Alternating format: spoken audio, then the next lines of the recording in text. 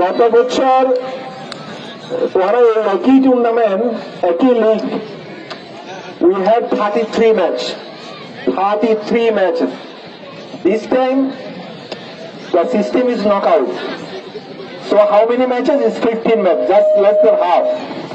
Because we have Ramadan from 1st of March, that's why you cannot continue playing football during the Ramadan, but the players are ready so far to play football.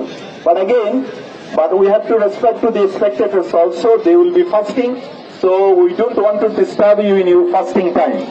That's why we want to complete the tournament before Ramadan. So hopefully, inshallah, on 26th, I think, no? 26th will be the final day. Why I am talking about tomorrow killing in whole গত বছর 33 ম্যাচের মধ্যে আরা বেনু আছে দুইজন ফালা না তিন বেনু আছে। তিন বেনুর মধ্যে আরা দর্শক গোল সবচেয়ে বড় প্লেয়ার আছে। তিন বেনুর মধ্যে সবচেয়ে বড় প্লেয়ার হন আছে দর্শক, জিতারা খেলা চলতে এসি তারা সামান্য হন ঘটনা ন ঘটে, হনরকম স্কাফল, হনরকম ঝগড়া বিবাদ, হনরকম মারামারি কিছুই নয়।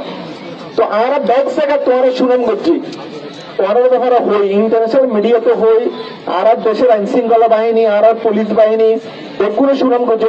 তোমরা কি এবছর এই সুনাম ইয়ার অক্ষুণ্ণ রাখিবে না? তোমরা যে বুঝিতাম সে তোমরা ওই যে আগামী যে ফুটবল ম্যাচ ওই ম্যাচ সহ তোমরা দয়া করে হনরকম ঝামেলা, হনরকম ঝগড়াবাজ ন করিবে। খেলা হইব, খেলা কম্পিটিটিভ হইব, কিন্তু আইন শৃঙ্খলা যাতে ঠিক মতো থাকে, ঠিক আছে না? আর পুলিশ, এপিবিএন এবং ইতারা বেগুন আছে ইনশাল্লাহ, আর স্বেচ্ছাসেবকরা আছে করিব।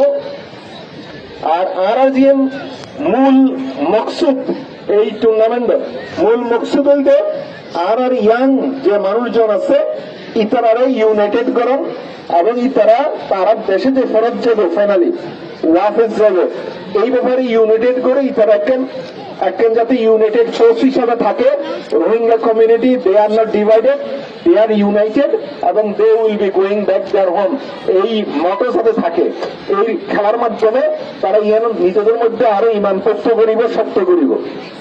তো ইতালে আরো এই খেলা দিয়ে সাথে সাথে ক্যাম্পের আইন শৃঙ্খলা, ক্যাম্পের মধ্যে মারামারি হানাহানি নইব, অন্যরকম ফাইটিং, গান ফাইট, কোন টেরোরিস্ট অ্যাক্টিভিটি অনেক কিছু আমরা ইয়ে বরদাস্ত না করছি। আমরা খেলাধুলা, মাদক, ড্রাগ ডিলিং সব এক কিছু বন্ধ করা করিব।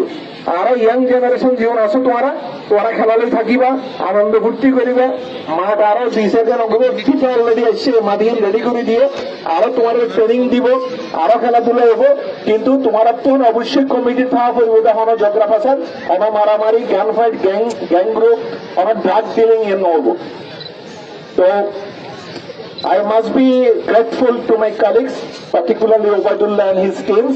We are grateful to the organization who are sponsoring the 16 teams here, and particularly Turkish organization Tika and Turkish Red Crescents.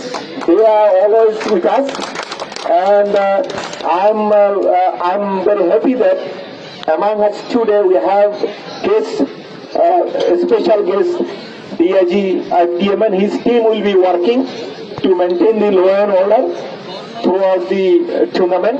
So I'm grateful to my colleague Pralay Sisim, DIG Actimian, or my colleague Colonel G.S. Shafiq, and Ms. Song, who is coming as a representative of UNHCR, and other colleagues from UN organizations, NGOs, INGOs, government departments, and journalists also, and the spectators.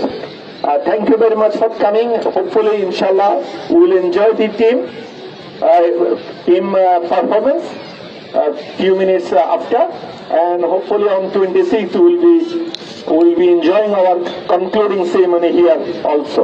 And between the inauguration and concluding ceremony, we will be very careful to maintain the law and order and discipline in the field.